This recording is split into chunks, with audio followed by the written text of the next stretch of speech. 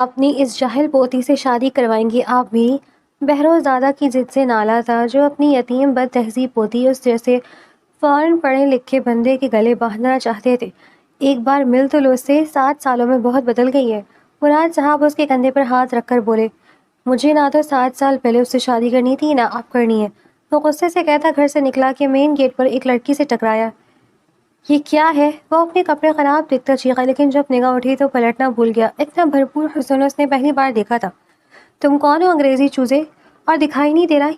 یہ مری ہوئی چیل جس کا شکار میں نے کیا ہے، یہ روز ہماری مرغیاں کھا جاتی ہے۔ وہ جان بوجھ کر الٹی پکڑی مردہ چیل سے اسے ڈراتی زور سے ہنسی تو بہروز اس وائلڈ بیوٹی کی حرکت دیکھ کر پونچھ رہ گیا۔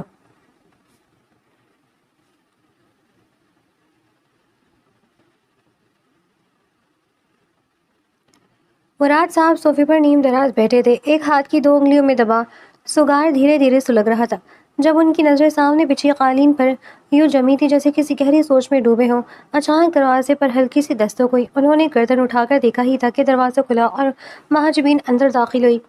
ہلکے آسمانی رنگ کے لباس میں ملبوس، لمبے سیاہ بال کندھوں پر بکھرے ہوئے تھے، روشن چہرے پر وہی شوخ مسکراہٹ اور بڑی بڑی آنکھوں میں چمکتی شرارت۔ کمرے قدم رکھتے ہی جیسے ماحول بدل گیا۔ مراد صاحب کے چہرے پر بے اختیار مسکراہٹ ابھری، مگر اس سے پہلے کہ وہ کچھ کہتے محجوبین تیز قدموں سے ان کے قریب پہنچے، ان کی انگلیوں سے سگار کھینچا اور قریب رکھے ایش ٹرے میں زور سے دبا کر بجھا دیا۔ پھر دونوں ہاتھ کمر پر رکھ کر خفیے سے بولی، دادا جان آپ سے کتنی بار کہا یہ سگریٹ نوشی چھوڑ دیں، آخر کیوں نہیں سمجھتے آپ؟ ڈاکٹر نے بھی منع کیا ہے، بابا بھی روز سمجھاتے ہیں، میں بھی ہر دفعہ یہی بات کرتی ہوں، مگر آپ ہے کہ سنتے ہی نہیں۔ طبیعت پہلے ہی ٹھیک نہیں رہتی، پھر بھی اپنی جان کے دشمن بنے ہوئے، آخر کیوں؟ مراد صاحب نے مصنوعی سنجیدگی اختیار کرتے ہوئے رخ دوسری طرف پھیر لیا۔ چپ رہو، تم بہت بولے لگی ہو۔ نہیں، آج تو میں بالکل چپ نہیں رہوں گی۔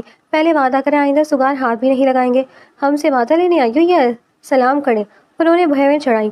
سلام تو بابا کے سامنے کر لیا تھا، اب حساب لینے آئی ہوں، وہ بے ساختہ بولی۔ مراد صاحب نے گلا صاف کیا اور اچانک لہجہ بدل دیا، اور تم؟ ہمیں تم سے کوئی بات نہیں کرنی۔ محجوبین نے حیرت سے پلکیں چپکائی۔ اچھا جی، میری کیا غلطی ہے؟ اب معصوم مت بنو، ایک ہفتہ اپنے نانی کے گھر رہ کر آئی ہو، ایک بار بھی خیال آیا کہ پیچھے ہمارا کیا ہوگا، کیا حال ہوگا ہمارا؟ پورا گھر سونا پڑا تھا، صبح ناشتے پر تمہاری آواز نہیں، شام کو چائے کے وقت تمہاری فضول باتیں نہیں، رات کو آ کر ہمارا سر کھانے والی بھی کوئی نہیں۔ آخری جملہ کہتے ہوئے ان کی آواز میں چھپا مان صاف محسوس ہو رہا تھا۔ محجوبین نے دونوں ہاتھ سینے پر باندھے اور مصنوعی حیرت سے بولی، ہائے اللہ دادا جان، آپ کتنے تیز آدمی ہیں، بابا کے سامنے تو ایسے گلے لگا کر پیار کرے تھے جیسے مجھ سے زیادہ دنیا میں کسی سے محبت ہی نہ ہو، اور اب اکیلے میں ملتے ہی میری کلاس شروع کر دی۔ مراد صاحب نے ناک سے ہلکی سی آواز نکالی، وہ تمہارے بابا کے سامنے ہماری عزت رہنے دی تھی۔ دل تو اسی وقت چاہ رہا تھا کہ کان پکڑ کر پوچھے، بیوی 7 دن کہاں غائب تھی؟ غائب نہیں ہوئی تھی، نانی کے گھر گئی تھی، اور وہ بھی آپ ہی کی اجازت سے۔ اجازت 1 دن کی تھی، پورا ہفتہ گزارنے کی نہیں۔ دادا جان، نانی جان نے چھوڑا ہی نہیں، روز کہتی ہیں کل چلی جانا، پرسوں چلی جانا، اور میں بیچاری کیا کرتی؟ بیچاری؟ انہوں نے آنکھیں پھیلا کر کہا، ہمیں مت بتاؤ، تم سے زیادہ شریر لڑکی ہم نے آج تک نہیں دیکھی۔ محجوبین ہنس پڑی۔ یہ تعریف تھی یا شکایت؟ دونوں، انہوں نے فوراً جواب دیا۔ ویسے دادا جان، وہ ان کے برابر والے صوفے پر بیٹھ گئی اور آہستہ سے ان کا بازو تھام لیا۔ سچ سچ بتائیں، میری یاد آئی تھی؟ مراد صاحب نے فوراً نظر چڑھائی۔ ہرگز نہیں۔ جھوٹ، ہم کبھی جھوٹ نہیں بولتے۔ اچھا، پھر یہ کس نے کہا کہ گھر سونا پڑا تھا؟ کس نے کہا کہ ناشتے کی میز خالی لگتی تھی؟ کس نے کہا کہ سر کھانے والا کوئی نہیں تھا؟ ہر سوال کے ساتھ اس کے چہرے پر فاتحانہ مسکراہٹ گہتی ہوتی جا رہی تھی۔ مراد صاحب چند لمحے خاموش رہے، پھر بے اختیار ہنس پڑے۔ بڑی وکیل بنتی جا رہی تو آپ کی پوتی ہوں آخر، وہ فخر سے بولی۔ مراد صاحب نے محبت بھری نظروں سے اسے دیکھا، پھر آہستہ سے اس کے سر پر ہاتھ پھیرا۔ دیکھو محجوبین، تم جب گھر میں ہوتی ہو نا تو واقعی لگتا ہے گھر میں رونق ہے، تمہارے بغیر دیواریں بھی خاموش لگتی ہیں۔ محجوبین کی شوق آنکھیں یکدم نرم پڑ گئیں، اس نے جھک کر ان کے کندھے پر سر رکھ دیا۔ تو پھر آپ بھی میری ایک بات مان لیا کریں، یہ سگار چھوڑ دیں، مجھے ڈر لگتا ہے اگر آپ کو کچھ ہو گیا تو میں کس سے لڑوں گی، کس پر روب جھاڑوں گی، کس کے کمرے میں آ کر روز تنگ کروں گی؟ مراد صاحب نے گہرا سانس لیا، پھر مجھے بھی سگار کی طرف دیکھا اور ایک ہلکی سی مسکراہٹ کے ساتھ بولے، اچھا بابا، پوری کوشش کریں گے۔ محجوبین فوراً سیدھی ہو کر بولی، نہیں کوشش نہیں، وعدہ۔ انہوں نے بے بسی سے دونوں ہاتھ اٹھا لیے۔ یہ لڑکی ایک دن ہمیں عدالت میں کھڑا کر دے گی، اگر سگار پیا تو ضرور کروں گی۔ اس نے شرارتی انداز میں آنکھیں سکیڑی تو مراد صاحب کھلکھلا کر ہنس پڑے اور اگلے لمحے اسے اپنی باہوں میں کھینچ کر اس کی پیشانی چوم لی۔ اللہ تمہیں ہمیشہ ہنستا مسکراتا رکھے۔ ہماری ضدی لڑاکا مگر دنیا کی سب سے پیاری پوتی، اور تمہیں ایک بات اور بتانی تھی، میرا پوتا آ رہا ہے۔ وہ ہلکا سا مسکرائی تھی اور بولی، معلوم ہے، آنے دے، اس انگریزی چوزے کو دیکھ لوں گی میں، جبکہ وہ آسودگی سے مسکرا دیے تھے۔ اگلے دن دوپہر کا وقت تھا۔ مراد صاحب اپنی مخصوص نشست پر پوری وقار سے بیٹھے تھے، جبکہ ان کے سامنے بہروز شاہ خاموش تماشائی بنا بیٹھا تھا۔ اس کی بھرپور وجاہت مراد صاحب کی آنکھوں کو ٹھنڈک پہنچا رہی تھی، چہرے پر وہی سرد بے نیازی جو برسوں بیرون ملک رہنے والوں میں آ جاتی ہے۔ ابھی ایک گھنٹہ پہلے ہی وہ امریکہ سے 7 سال بعد لوٹا تھا، مگر اس کے انداز میں اپنائیت سے زیادہ اجنبیت دکھائی دے رہی تھی۔ مراد صاحب کچھ دیر تک خاموشی سے اسے دیکھتے رہے، پھر ہلکی سی مسکراہٹ کے ساتھ بولے، خیر سے آخر تم لوٹ ہی آئے، سنائے پڑھائی بھی مکمل ہو گئی، کاروبار بھی خوب جما لیا تم نے، اب یہی ارادہ ہے نا کہ سب کچھ یہیں سنبھالو گے؟ مراد نے مختصر سا سر ہلایا، جی اب واپس جانے کا کوئی ارادہ نہیں۔ اچھی بات ہے، مراد صاحب نے اطمینان سے کہا، پھر چند لمحے خاموش رہ کر اس کی آنکھوں میں دیکھتے ہوئے بولے، کاروبار بھی یہاں جمانے کا ارادہ ہے تو اب شادی کا ارادہ بھی کر لو، تمہاری امانت آج تک ہمارے پاس محفوظ ہے۔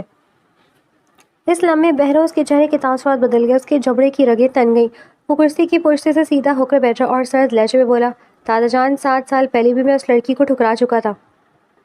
مراد صاحب خاموش رہے، وہ مزید بولا، اور اب 7 سال بعد جب میں نے اپنی تعلیم مکمل کر لی، اپنا مقام بنا لیا، اپنا کاروبار کھڑا کر لیا، آپ کو واقعی لگتا ہے کہ میں اسی جاہل سے لڑکی سے شادی کروں گا؟ اس کے لہجے میں چھپی حقارت صاف محسوس ہو رہی تھی۔ آپ نے سوچ بھی کیسے لیا کہ میرا جواب بدل جائے گا؟ مراد صاحب نے گہرا سانس لیا، اتنا غرور اچھا نہیں ہوتا بہروز، یہ غرور نہیں حقیقت ہے۔ اس نے فوراً جواب دیا، حقیقت یہی ہے کہ میری زندگی کے فیصلے جذبات سے نہیں، معیار سے ہوں گے۔ مراد صاحب نے تحمل سے کہا، ایک بار اس سے مل تو لو، صرف ایک ملاقات، اس کے بعد جو فیصلہ کرو گے ہمیں قبول ہوگا۔ بہروز طنزیہ ہنسا، 7 سال پہلے بھی یہی کہا تھا آپ نے، تب بھی میں نے انکار کیا تھا، آج بھی جواب وہی ہے۔ تم 7 سال پہلے کے فیصلے پر آج بھی اڑے ہوئے ہو، جبکہ انسان وقت کے ساتھ بدل جاتا ہے۔ مراد صاحب کی آواز میں نرمی تھی، وہ لڑکی بھی بدل چکی ہے، بہت سمجھدار، بہت سلجھی بھی ہے، اس جیسی لڑکی ہر کسی کی قسمت میں نہیں ہوتی، آپ کے نزدیک ہوگی۔ بہروز نے بے رحمی سے کہا، میرے نزدیک نہیں، میرے خواب، میری سوچ، میری دنیا، ان سب میں اس کی کوئی جگہ نہیں۔ مراد صاحب نے پہلی بار ذرا سخت لہجہ اختیار کیا، تم نے اسے دیکھا تک نہیں اور فیصلے سنائے جا رہے ہو، دیکھنے کی ضرورت بھی نہیں۔ بہروز نے بے نیازی سے کندھے اچکائے، جس رشتے کو میں 7 سال پہلے ختم کر چکا ہوں، اسے دوبارہ زندہ کرنے کا کوئی شوق نہیں۔ بعض اوقات انسان کو اپنی ضد سے بڑا ہو جانا چاہیے، مراد صاحب نے آہستہ سے کہا، اور بعض اوقات بڑوں کو بھی مان لینا چاہیے کہ ہر ضد غلط نہیں ہوتی۔ بہروز نے کرسی سے اٹھتے ہوئے جواب دیا، اس کی آواز اب پہلے سے کہیں زیادہ سخت تھی، میں ہوٹل میں رہ لوں گا، یہاں رہا تو آپ روز یہی پرانی بات چھیڑ کر میرا دماغ خراب کرتے رہیں گے۔ مراد صاحب خاموشی سے اسے دیکھتے رہے۔ بہروز نے ایک قدم آگے بڑھایا، پھر پلٹ کر ان کی طرف دیکھا، آپ کو شاید احساس نہیں ہے کہ میں 7 سال بعد واپس آیا ہوں، اور آپ نے میرا حال پوچھنے کے بجائے پہلی ہی فرصت میں وہی قصہ چھیڑ دیا، وہی وجہ جس کی بنیاد پر میں یہ ملک چھوڑ کر گیا تھا۔ کمرے میں چند لمحوں کے لیے خاموشی چھا گئی، بہروز کی نظریں مراد صاحب کے چہرے پر ٹکی رہیں، شاید وہ منتظر تھا کہ وہ اسے روکیں گے، آواز دیں گے، یا کم از کم اتنا کہیں گے کہ بیٹھ جاؤ، بات ختم کرتے ہیں، مگر مراد صاحب نے کچھ نہیں کہا۔ وہ اسی سکون سے اپنی جگہ بیٹھے رہے، جیسے جانتے ہو کہ بعض راستے انسان کو خود طے کرنے پڑتے ہیں۔ بہروز نے ہلکا سا طنزیہ قہقہ لگایا، گردن جھٹکی اور بغیر ایک لفظ کہے مڑ گیا، مضبوط قدموں سے دروازے کی طرف بڑھا۔ دروازہ کھلا اور باہر نکل گیا، جبکہ مراد صاحب خاموش نگاہوں سے بند ہوتے دروازے کو دیکھتے رہے، جیسے انہیں یقین ہو کہ یہ بات ابھی ختم نہیں ہوئی، اصل امتحان تو اب شروع ہونے والا تھا۔ لمبے ڈگ بھرتا بہروز شاہ سیدھا مین دروازے کی طرف بڑھا تھا، اس کے چہرے پر جھنجھلاہٹ صاف دکھائی دے رہی تھی۔ ابھی اس نے دہلیز پار کرنے کے لیے قدم بڑھایا ہی تھا کہ سامنے سے برق رفتاری سے آتا ایک وجود پوری شدت سے اس سے ٹکرا گیا۔ اگلے ہی لمحے اس کے سفید شرٹ پر مٹی کے دھبے اور چرد پر آ چکے تھے۔ بہروز نے بے اختیار غصے سے اپنی نظریں نیچے کی اور پھر تیز آواز میں بولا، کیا مصیبت ہے؟ یہ سارے کپڑے خراب کر دیے، اندھی ہو کیا؟ سامنے دیکھ کر نہیں چل سکتی؟ جملہ مکمل کرتے ہوئے اس نے سر اٹھایا، مگر سامنے کھڑے وجود کو دیکھ کر جیسے وقت ایک لمحے کے لیے تھم گیا، اس کی آنکھیں پلک جھپکنا بھول گئیں۔ اتنا بھرپور حسن نے اسے شاید پہلی بار دیکھا تھا، دودھیا رنگت، بڑی بڑی شوق آنکھیں، لمبے سیاہ بال بے ترتیبی سے کندھوں پر بکھرے ہوئے، چہرے پر ایسی زندگی جیسے ہر لمحہ مسکرانا جانتی ہو، مگر سب سے منفرد چیز اس کی آنکھوں میں موجود بے خوف شرارت تھی، جو کسی بھی حسین چہرے سے زیادہ دلکش لگ رہی تھی۔ وہ چند لمحے اسے دیکھتا ہی رہ گیا۔ سامنے کھڑی لڑکی نے اسے اوپر سے نیچے تک دیکھا، پھر ایک بہوے اچکا کر بے نیازی سے بولی، تم کون ہو؟ بہروز جیسے اپنے خیالوں سے چونکا، اس سے پہلے کہ وہ جواب دیتا وہ پھر بولی، اور یہ انگریزی چوزے والا حلیہ کیوں بنا رکھا ہے؟ امریکہ سے سیدھے اترے ہو کیا؟ बहरोज ने हैरत से उसे देखा। व्हाट? ओ बस यही तो कह रही हूँ, उर्दू भी बोल गए। उसने होंठ चौकेड़ कर कहा। फिर अचानक उसकी आंखों में चमक आई। एक मिनट, कहीं तुम बहरोज शाह तो नहीं? बहरोज ने जैसे लाशऊरी अंदाज में सर हिला दिया। हाँ। लड़की के होठों पर फौरन एक शरारती मुस्कुराहट फैल गई। ओह, तो तुम वही हो? उसने अपने हाथ में उल्टी लटकी हुई मुर्दा चील जरा ऊपर उठाई और पूरी संजीदगी से उसकी तरफ बढ़ाते हुए बोली, वैसे अमेरिका में तुमने चील देखी भी होगी या नहीं? आओ जरा गौर से देखो, यही वो कमबख्त है जो रोज़ हमारी मुर्गियाँ उठाकर ले जाती थी। आज बड़ी मुश्किल से हाथ आई है। महरोज की निगाह जैसे पहली बार उसके हाथ में मौजूद मुर्दा चील पर पड़ी। वो उसे जानबूझकर उल्टा पकड़े हुई थी, जिसके फैले हुए उसकी तरफ झूल रहे थे। अगले लम्हे वो जानबूझकर उसे ज़रा और करीब ले आई। बहरोज ने फौरन 2 कदम पीछे हटते हुए नागवारी से कहा, ये दूर रखो। लड़की चंद लम्हे उसे देखती रही, फिर जोरदार कहकहा लगाकर हंस पड़ी। हाय अल्लाह, वाकई डर गए। वो हंसते हंसते दोहरी होने लगी। मैंने तो सुना था अमेरिका वाले बड़े बहादुर होते हैं, मगर तुम तो एक मरी हुई चील से ही घबरा गए। बहरोज ने खफकी से उसे घूरा। ये कोई उठाकर घूमने की चीज़ है, क्यों नहीं? उसने मासूमियत से कंधे उचकाए। इतनी मेहनत से पकड़ी है, दादा जान को दिखाना है कि आखिरकार इस चोरनी का खात्मा हो ही गया। फिर उसने मुर्दा चील को हल्का सा हिलाकर कहा, वैसे डरो मत, अब जिंदा नहीं है, काटने नहीं आएगी। महरोज अब भी हैरत से उसे देख रहा था। इतनी हसीन लड़की और हाथ में मरी हुई चील उठाए यूँ बेफिक्री से खड़ी थी जैसे गुलदस्ता पकड़ा हो। उसकी समझ में नहीं आ रहा था कि उसकी हरकत पर हंसे या उसे पागल समझे। लड़की ने उसके चेहरे के तासुरात देखकर मुस्कुराकर कहा, लगता है तुम्हें हमारे गांव की हवा हजम होने में वक्त लगेगा, अंग्रेजी चूजे। बहरोज ने पहली बार ज़रा सख्त लहजे में कहा, मेरा नाम बहरोज है। पता है, अभी तो खुद बताया है। वो बेपरवाही से बोली, चलो दादा जान के पास चलते हैं, तुमसे आराम से बैठकर बातें भी करनी है, लेकिन पहले मैं अपना ये मोरक्का इन्हें दिखाऊंगी। इतने दिन से जिस चील ने नाक में दम कर रखा था, आखिरकार उसे अंजाम तक पहुंचा दिया।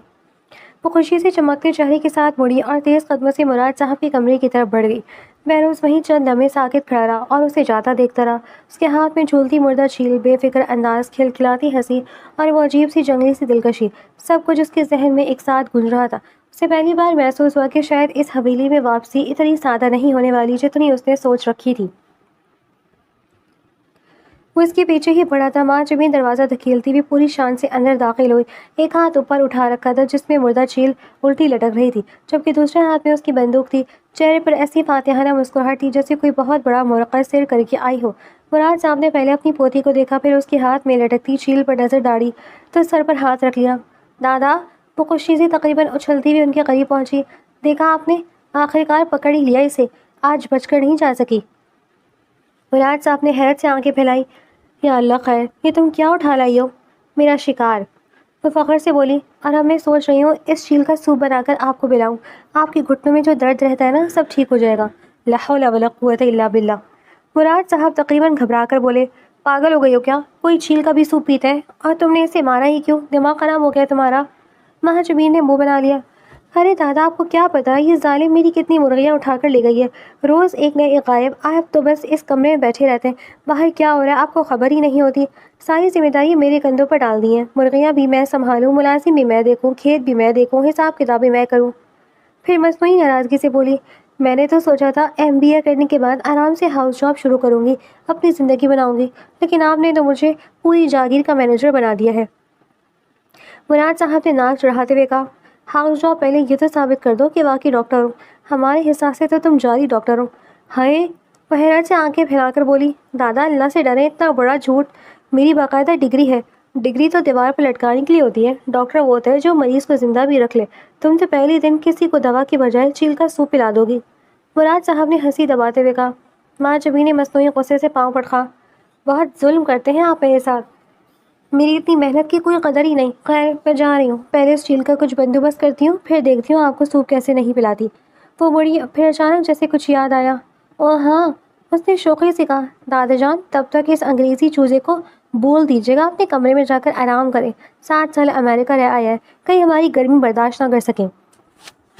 मैंने उसका कमरा पहले ही तैयार करवा दिया। और हाँ, इससे कहिएगा ज़्यादा अकड़ने की ज़रूरत नहीं, यहाँ सबको एक जैसे ही सूट दिए जाते हैं। ये कहते हुए उसने शरारत से एक आंख दबाई और जैसी पलटी कदम अचानक रुक गए।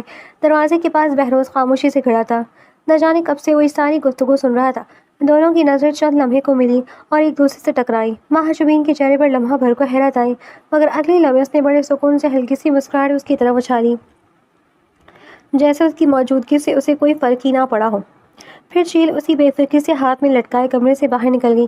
اس کے جاتے ہی مراد صاحب نے چوری سے بہروز کی طرف دیکھا۔ ان کے ہونٹوں پر بے اختیار مسکراہٹ آئی، مگر انہوں نے فوراً کھانسی کا بہانہ بنا کر اسے چھپا لیا۔ پھر بالکل سنجیدگی سے بولے، ہاں میاں، تم تو کہتے ہوٹل جا رہے ہو؟ بہروز جیسے اپنے خیالوں سے چونکا۔ اس نے ایک لمحے کے لیے بند ہوتے دروازے کو دیکھا، پھر نظریں ہٹا کر گلا صاف کیا۔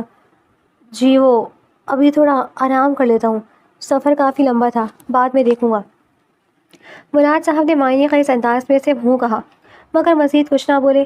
بہروز نے ان کی نظروں سے بچتے ہوئے رخ موڑا، تیز قدموں سے کمرے سے باہر نکل گیا، جبکہ مراد صاحب کی آنکھوں میں ایک مدھم سی چمک ابھر آئی تھی، جیسے وہ دل ہی دل میں کہہ رہے ہوں کہ بعض اوقات ایک لمحے کی ملاقات وہ کر دکھاتی ہے جو 7 سال کی ضد بھی نہیں کر پاتی۔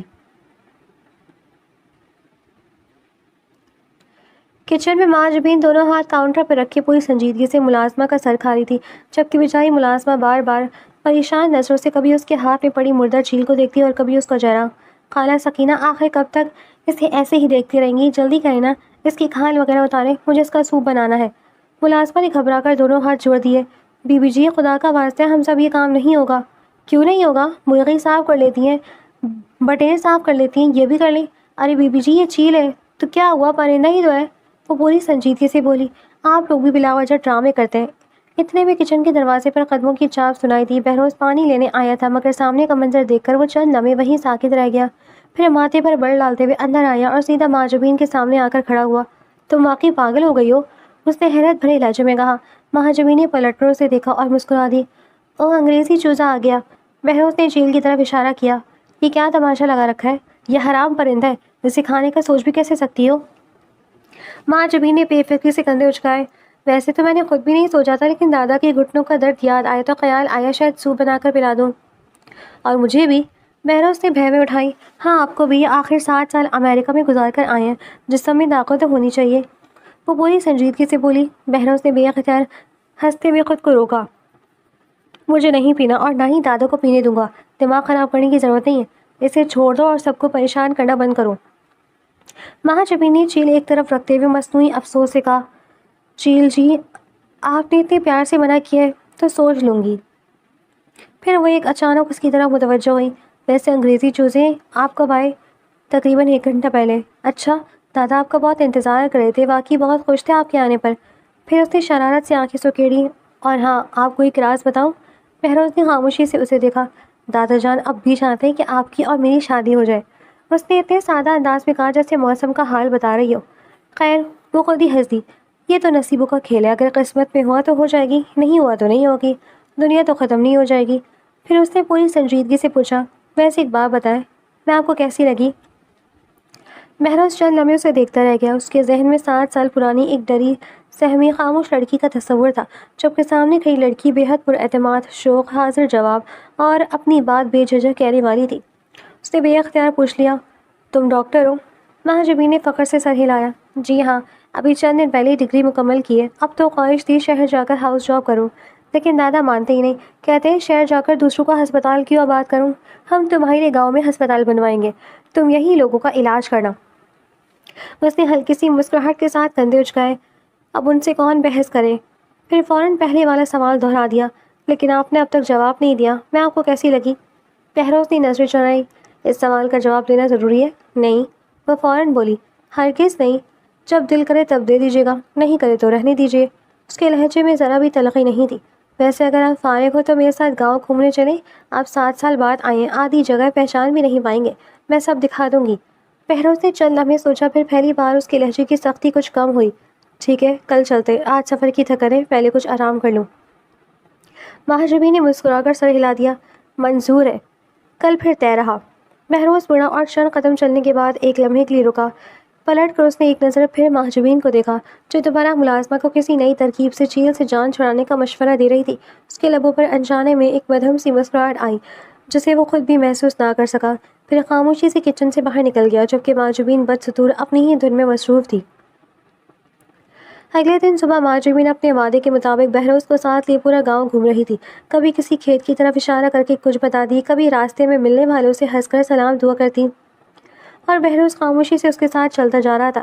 کچھ دیر بعد وہ اسے مویشیوں کے باڑے میں لے آئی۔ اندر قدم رکھتی بہروز نے فوراً ناک پر رومال رکھ لیا اور احتیاط سے قدم رکھنے لگا، جیسے ہر دوسرے قدم پر کوئی مصیبت اس کا انتظار کر رہی ہو۔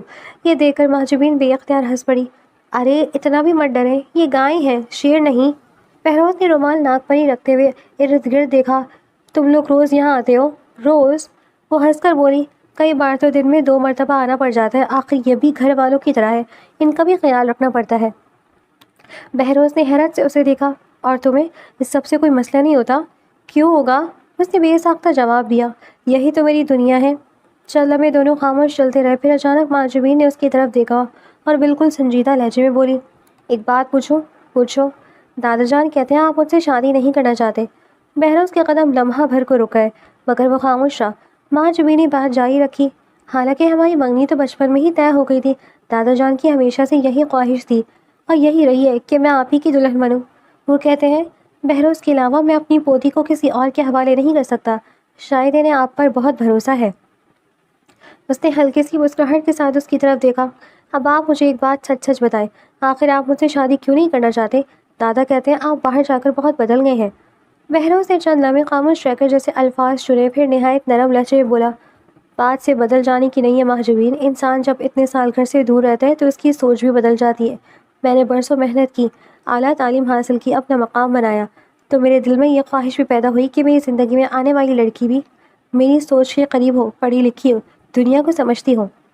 اس نے ایک لمحہ توقف کیا، پھر آہستہ سے کہا، اور جہاں تک میری معلومات تھی، گاؤں کی زیادہ تر لڑکیاں زیادہ تعلیم حاصل نہیں کر پاتی۔ یہ کوئی طرز نہیں، ایک حقیقت ہے، اور شاید تم بھی اس بات سے انکار نہیں کرو گی۔ محجوبین نے چند لمحے خاموشی سے اسے دیکھا، پھر اس کے ہونٹوں پر ہلکی سی مسکراہٹ آ گئی۔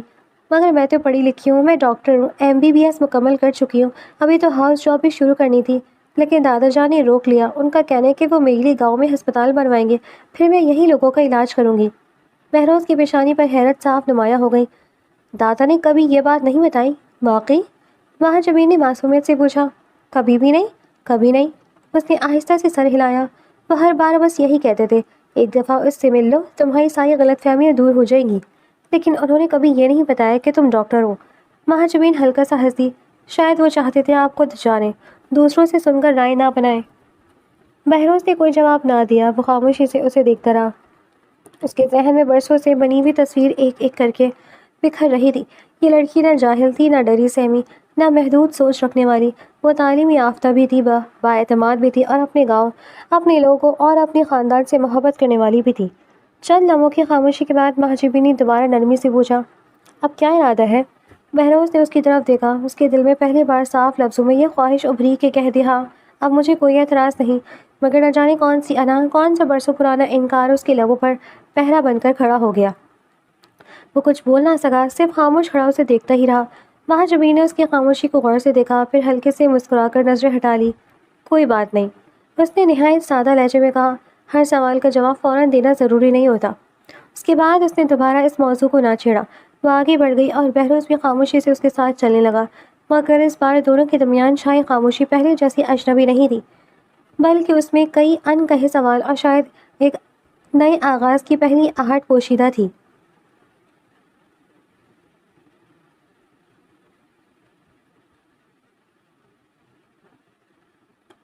رات کافی گزر چکی تھی، پورے گھر میں خاموشی چھائی ہوئی تھی، جبکہ کچن کی زرد روشنی میں محجوبین چولہے کے سامنے کھڑی چائے بنا رہی تھی۔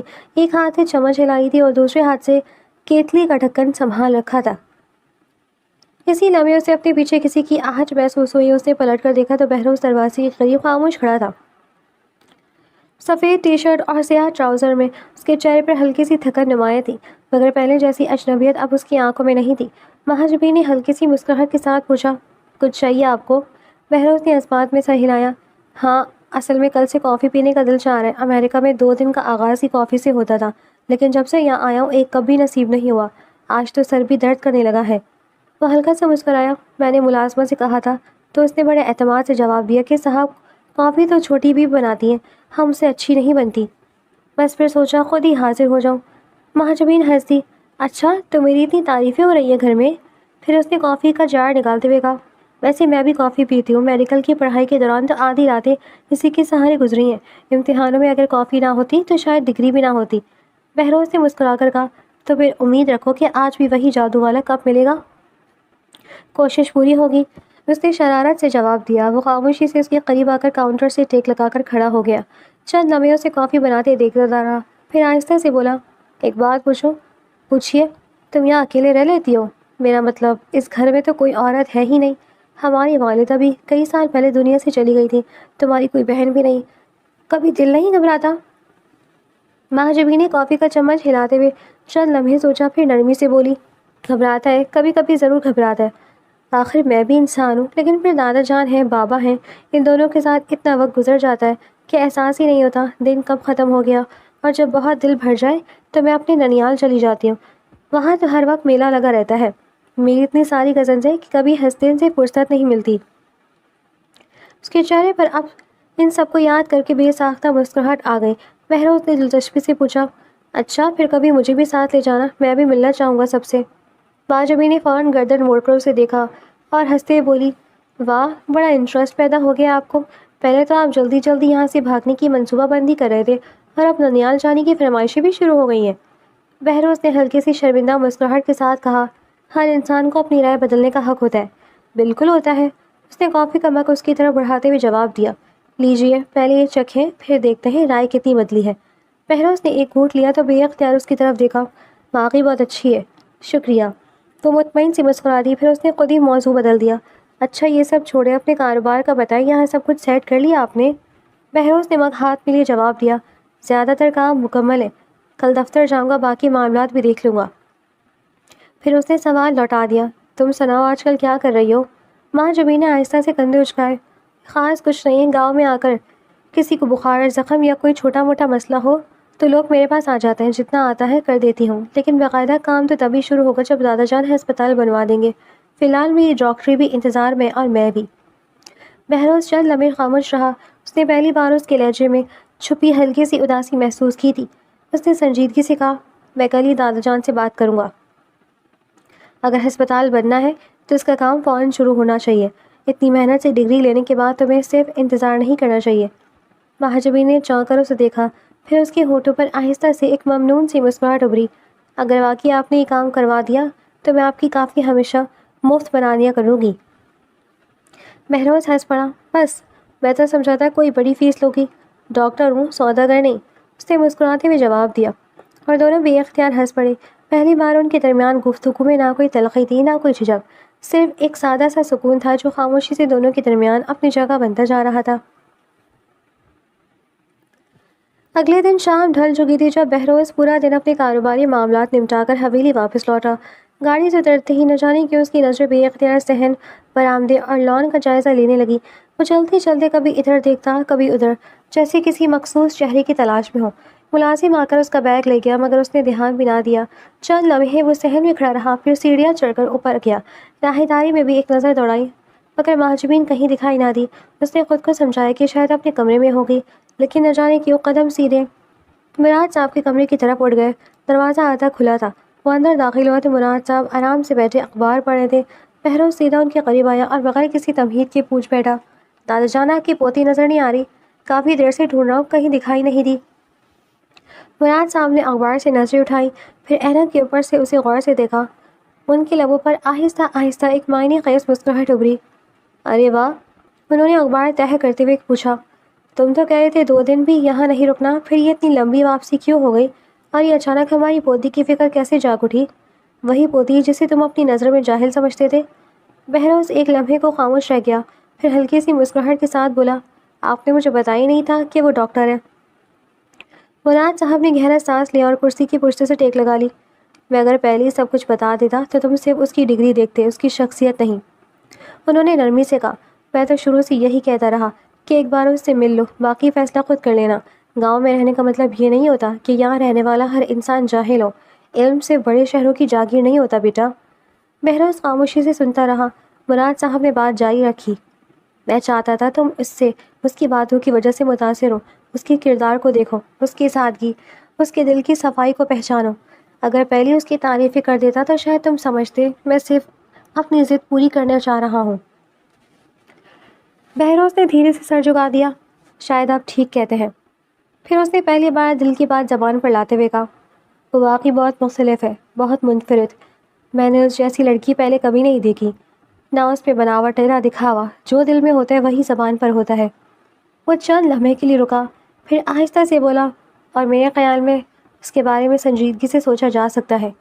مراد صاحب نے فوراً سیدھا ہو کر اسے دیکھا، ان کی آنکھوں میں برسوں کی امید ایک لمحے میں جاگ اٹھی۔ میں تمہاری بات کا مطلب ٹھیک سمجھ رہا ہوں؟ انہوں نے مسکراتے ہوئے پوچھا، کیا تم شادی کے لیے تیار ہو؟ بہروز نے جلدی سے نفی میں سر ہلایا، نہیں اتنی جلدی نہیں۔ پھر نرمی سے بولا، میں فی الحال صرف منگنی کرنا چاہتا ہوں، میں اسے مزید سمجھنا چاہتا ہوں اور چاہتا ہوں کہ وہ بھی مجھے اچھی طرح سمجھ لے۔ شادی بہت بڑا فیصلہ ہوتا ہے تاج جان، صرف چند ملاقاتوں کی بنیاد پر پوری زندگی کا فیصلہ نہیں ہونا چاہیے۔ اس کی آواز میں اب پہلے والی سختی نہیں، لیکن ایک عجیب سی سنجیدگی تھی۔ وہ بہت اچھی لڑکی ہے، شاید اس سے بھی زیادہ اچھی، جتنا میں نے سوچا بھی نہیں تھا۔ بہت صاف دل کی مالک ہے۔ میں نہیں چاہتا کہ میری کسی جلد بازی یا غلط فیصلے سے اس کا دل ٹوٹے۔ اگر یہ رشتہ بنے تو پورے یقین کے ساتھ بنے۔ مراد صاحب کئی لمحے خاموشی سے اسے دیکھتے رہے، پھر ان کے چہرے پر اطمینان بھری مسکراہٹ پھیل گئی۔ آج پہلی بار لگ رہا ہے کہ میرا بہروز واپس آیا ہے، انہوں نے محبت سے کہا۔ رشتہ صرف دو لوگوں کا نہیں ہوتا، دو دلوں کو ہوتا ہے۔ اگر تم سوچ سمجھ کر قدم اٹھانا چاہتے ہو تو مجھے اس پر کوئی اعتراض نہیں۔ پھر جیسے انہیں کچھ یاد آیا وہ بولے، ویسے آج تمہاری محنت ضائع ہی جانی تھی۔ مہاجبین صبح اپنی نانی کے گھر چلی گئی تھی، کل شام تک واپس آئے گی۔ یہ سنتے ہی بہروز کے چہرے پر لمحہ بھر کو ہلکی سی مایوسی ابھری، جسے وہ چھپانے کی پوری کوشش کرتا رہا، مگر دادا جان کی تجربہ کار نگاہوں سے وہ کیفیت چھپ نہ سکی۔ بہروز نے صرف اتنا کہا، اچھا، پھر خاموشی سے سر ہلا دیا۔ مراد صاحب سے اجازت لی اور کمرے سے باہر نکل گیا تھا۔ راہداری میں قدم رکھتے ہی اسے پہلی بار اس حویلی کی خاموش کچھ زیادہ ہی گہری محسوس ہوئی۔ شاید اس لیے کہ آج اسے احساس ہوا تھا وہ جس چہرے کو صبح تک نظر انداز کرنا چاہتا تھا، شام ہوتے ہوتے اس کی غیر موجودگی اسے بے اختیار اداس کر گئی تھی۔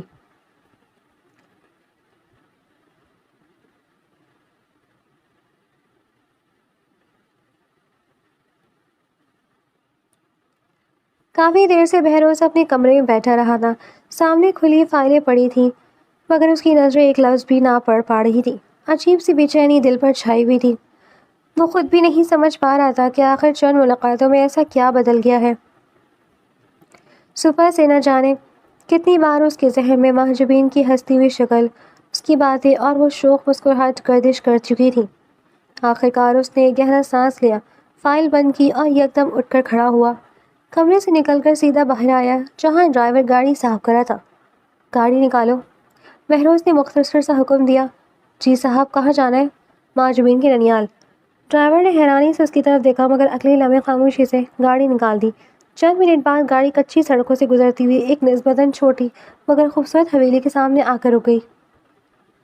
بہروز گاڑی سے اترا تو اندر موجود ملازم نے اسے پہچان لیا اور فوراً احترام سے سلام کرتے ہوئے اندر خبر دینے چلا گیا۔ زیادہ دیر نہ گزری تھی کہ مہاجبین تیز قدموں سے باہر آئی۔ اسے سامنے کھڑا دیکھ کر وہ واقعی چونک گئی۔ آپ؟ اس کے لبوں سے بے اختیار نکلا، آپ یہاں کیا کر رہی ہیں؟ بہروز نے ہلکی سی مسکراہٹ کے ساتھ جواب دیا، تمہیں لینے آیا ہوں، تمہارے گھر مہمان آیا ہوا ہے اور تم یہاں بیٹھی ہو۔ مہاجبین ہنس پڑی، ایسے نہیں ہوتا جناب، آپ کو سنبھلنے کے لیے دادا جان موجود ہے، بابا بھی موجود ہے، پورا عملہ موجود ہے۔ میں کون سا آپ کی خدمت کرتی ہوں، آپ کے سارے کام تو ملازمین ہی کرتے ہیں۔ بہروز نے مصنوعی سنجیدگی سے کہا، لیکن شور بہت کم ہے، لگتا ہے تو واقعی گھر میں نہیں ہو۔ اوہ، تو اب میری باتیں یاد آنے لگی ہیں؟ اس نے شرارت سے پوچھا۔ شاید۔ بہروز کے لبوں پر دھیمی سی مسکراہٹ آئی، شاید نہیں، یقیناً۔ مہاجبین ابھی کچھ اور کہنے والی تھی کہ اچانک اس کی نظر بہروز کی دائیں جانب دور کھڑے ایک شخص پر پڑی۔ اس کے چہرے کا رنگ ایک لمحے بدل گیا۔ بہروز نیچے، اس نے زور سے کہا اور بغیر ایک لمحہ ضائع کیے اس کا ہاتھ پکڑ کر پوری طاقت سے اپنی طرف کھینچ لیا۔ اگلے لمحے فضا میں گولی چلنے کی آواز گونجی۔ بہروز کا توازن بگڑا اور وہ تقریباً مہاجبین کے اوپر آ گرا۔ ایک لمحے کے لیے اس نے بے اختیار اپنے بازو اس کے گرد حفاظتی انداز میں پھیلا دیے۔ جلدی اندر، مہاجبین نے اس کا ہاتھ مضبوطی سے پکڑا اور تقریباً دوڑتے ہوئے اسے حویلی کی طرف لے گئی۔ دونوں جیسے ہی اندر داخل ہوئے، گارڈ نے فوراً مرکزی دروازہ بند کر دیا اور اپنی اپنی پوزیشن سنبھال لی۔ بہروز ابھی تک چند لمحے پہلے ہونے والے واقعے کو سمجھنے کی کوشش کر رہا تھا۔ اس نے تیز سانس لیتے ہوئے پوچھا، یہ ہوا کیا تھا؟ مہاجبین نے کھڑکی سے باہر ایک نظر ڈالی، پھر سنجیدگی سے بولی، فی الحال لگتا ہے ہمیں یہاں آج یہی رکنا پڑے گا، میں دادا جان کو اطلاع دے دیتی ہوں۔ لیکن حملہ کس نے کیا؟ بہروز نے حیرت سے پوچھا۔ مہاجبین نے دھیرے سے جواب دیا، ایسا پہلی بار نہیں ہوا، ہمارے خاندان کی پرانی دشمنی ہے، بڑی حویلی والوں کے پیچھے لوگ اکثر پڑے رہتے ہیں۔ پھر اس نے اس کی طرف دیکھتے ہوئے کہا، میرا خیال ہے نشانہ میں تھی، اگر آپ آج یہاں نہ ہوتے تو شاید… نہیں، بہروز نے فوراً اس کی بات کاٹ دی، نشانہ تم نہیں تھی، میں تھا، میں اس خاندان کا وارث ہوں، سب جانتے ہیں کہ میں واپس آ چکا ہوں۔ اس نے چند لمحے خاموش رہ کر اس کی آنکھوں میں دیکھا، اور ایک بات طے ہے، اگر آج تم مجھے نیچے نہ کھینچتی تو شاید وہ گولی مجھے لگ جاتی، تم نے میری جان بچائی ہے۔ مہاجبین نے ہلکی سی نفی میں سر ہلایا، یہ بحث بعد میں کر لیں گے کہ نشانہ کون تھا، ابھی سب سے ضروری بات یہ ہے کہ آپ محفوظ ہیں۔ پھر اس نے اطمینان سے کہا، آئیے اندر چلتے ہیں، جب تک حالات واضح نہیں ہو جاتے باہر جانا مناسب نہیں۔ بہروز نے ایک لمحے کے لیے اس کا چہرہ دیکھا، چند لمحے پہلے تک شوق انداز میں ہنسنے والی وہ لڑکی اب غیر معمولی سنجیدگی سے ہر صورتحال سنبھال رہی تھی۔ وہ خاموشی سے اس کے ساتھ اندر کی طرف بڑھ گیا تھا، جبکہ اس کے دل میں ایک ہی خیال بار بار ابھر رہا تھا کہ آج اس نے صرف اس کی جان ہی نہیں بچائی تھی بلکہ اس کی نظر میں اپنی جگہ بھی ہمیشہ کے لیے بدل دی تھی۔ دھیرے دھیرے ایک ہفتہ گزر چکا تھا۔ اگلے ہی دن وہ دونوں بحفاظت بڑی حویلی واپس آ گئے تھے۔ مراد صاحب نے پورے گھر کو سیکیورٹی مزید سخت کر دی تھی، اور تحقیقات کے بعد یہ حقیقت بھی سامنے آ چکی تھی کہ حملہ واقعی بہروز پر کیا گیا تھا۔ اس ایک ہفتے میں بہروز نے کاروبار سے زیادہ وقت گھر میں گزارا تھا، اور اس گھر میں بھی اس کے قدم سب سے زیادہ مہاجبین کی طرف ہی اٹھتے تھے۔ کبھی دونوں باغ میں چائے پیتے، کبھی گاؤں کے مریضوں کی باتیں کرتے، کبھی بے مقصد ہنستے رہتے۔ انجانے میں دونوں کے درمیان موجود اجنبیت کہیں کھو گئی تھی۔ شام ڈھل رہی تھی جب بہروز نے مہاجبین کے کمرے کے دروازے پر ہلکی سی دستک دی۔ اندر سے اجازت ملی تو وہ دروازہ کھل کر اندر داخل ہوا۔ مہاجبین کھڑکی کے قریب بیٹھی کسی کتاب کے صفحات الٹ رہی تھی۔ اسے دیکھ کر مسکرا دی۔ آئیں؟ بہروز آہستہ سے اس کے قریب آیا اور ہلکی سی شکایت بھرے لہجے میں بولا، آپ نیچے نہیں آئیں؟ میں کافی دیر سے انتظار کر رہا تھا، سوچا پھر خود ہی آ جاؤں۔ مہاجبین نے کتاب بند کر کے ایک طرف رکھ دی۔ پتہ نہیں کیوں آج دل کچھ عجیب سا ہے، کسی سے بات کرنے کا بھی دل نہیں کر رہا۔ پھر اس نے مسکرا کر پوچھا، کوئی کام تھا؟ بہروز نے چند لمحے خاموش رہا، پھر سنجیدگی سے بولا، ہاں ایک ضروری بات کرنی تھی۔ وہ اس کے سامنے رکنے کے بجائے آ کر اس کے قریب بیٹھ گیا۔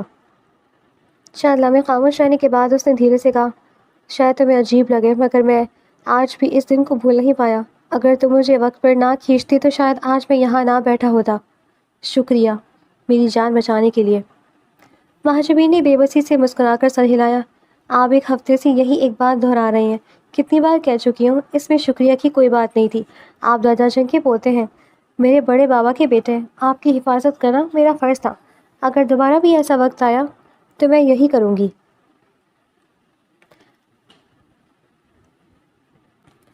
بہروز نے اس کی بات خاموشی سے سنی، پھر پہلی بار پوری سنجیدگی سے اس کی آنکھوں میں دیکھا۔ بس یہی تو وجہ ہے۔ مہاجبین نے حیرانی سے اسے دیکھا۔ کون سی وجہ؟ یہی کہ تم ہر کام فرض سمجھ کر کرتی ہو، احسان جتا کر نہیں۔ تمہارے دل میں دکھاوا نہیں، سچائی ہے۔ اس نے دھیرے سے کہا، اور اسی ایک ہفتے میں مجھے یہ احساس ہو گیا کہ میں جس لڑکی کی تلاش میں برستے دنیا بھر میں گھومتا رہا وہ تو ہمیشہ سے میرے سامنے تھی۔ مہاجبین کی پلکیں بے اختیار جھک گئیں۔ بہروز نے ایک گہرا سانس لیا۔